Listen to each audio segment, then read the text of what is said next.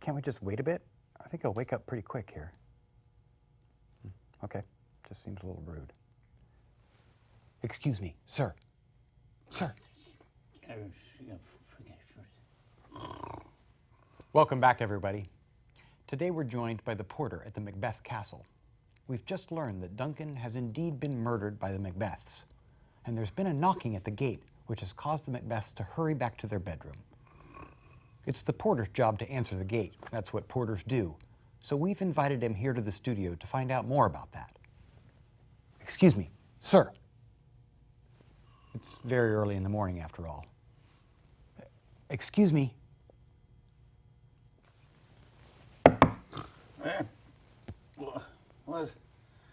What's with the knocking? Oh, sorry, I was just trying to, get things started here. Oh.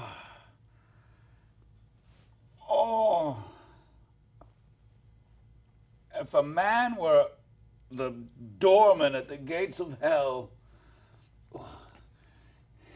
he'd constantly be turning the key, opening the door. Hey, yes. Well, yes. There are a lot of sinners in the world, aren't there? Oh dear, that wasn't much of an interview.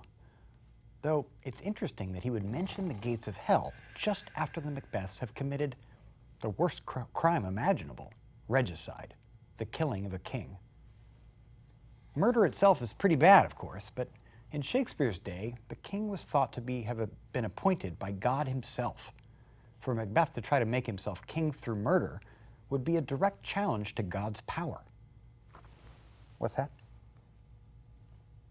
Look, I'm happy to just wait this out. No, all right. Knock. Who's there in the name of Beelzebub? Beelzebub? That's the name of one of the devils in hell, isn't it? Oh, look. Oh, here's a farmer. A farmer? It's not a sin to farm, is it? Hung himself. Oh, dear. Why? He had a plan to get rich.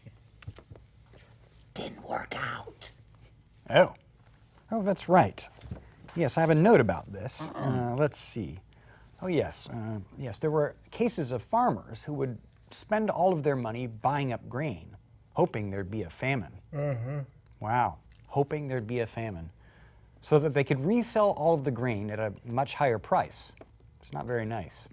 Got the place nice and hot for you. Are you talking to me? I'm not the farmer. Hope you brought some handkerchiefs with you, because you're gonna be doing a lot of sweating. But wait, so why did the farmer hang himself? Oh, I see. I guess it means the hoped-for famine never came, and he lost all of his money in the process of hoarding the grain. So is he in hell for hoarding the grain, or for the sin of killing himself? Well, I guess one sin led to the other. What's that? Okay, fine. Knock. Who's there? And the other devil's name?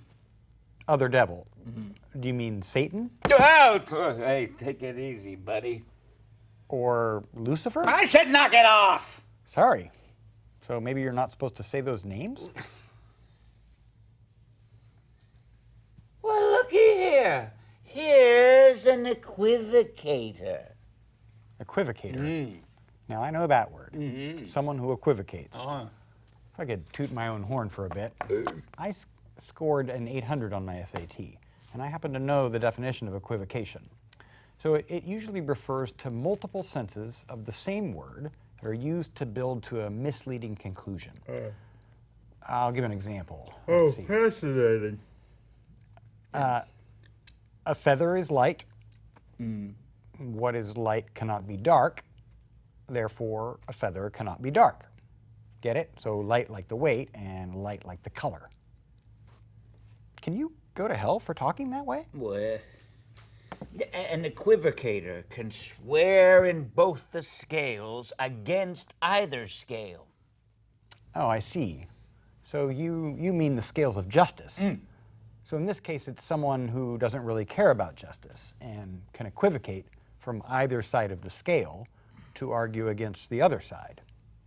That does sound pretty slimy. Oh, who committed treason enough, for God's sake? Oh, right. Sorry, I have notes about this too. You're referring to an actual case that Shakespeare's audience would have known about. So there was a Catholic priest who got involved with what's known as the gunpowder plot. What? The one?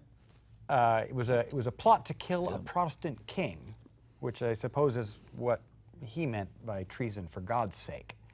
But so then he gets caught by the Protestants and he tries to equivocate his way out of the charges because he thinks it's okay for priests to equivocate. He could not equivocate his way to heaven. Well, yes, I suppose it would be hard to trick God with bad logic. Well, please, come into hell, equivocator. Who, me? Oh, no, the feather bit. That was just, that was an example. Isn't it interesting that he would use that example about someone trying to kill a king? And equivocation seems to be popping up a lot in this play, at least in the sense that you can't always tell what words mean. We remember Macbeth's reaction to the prophecy of the witches, for example. Could be good, could be ill. Macbeth seems to struggle with this kind of problem a lot.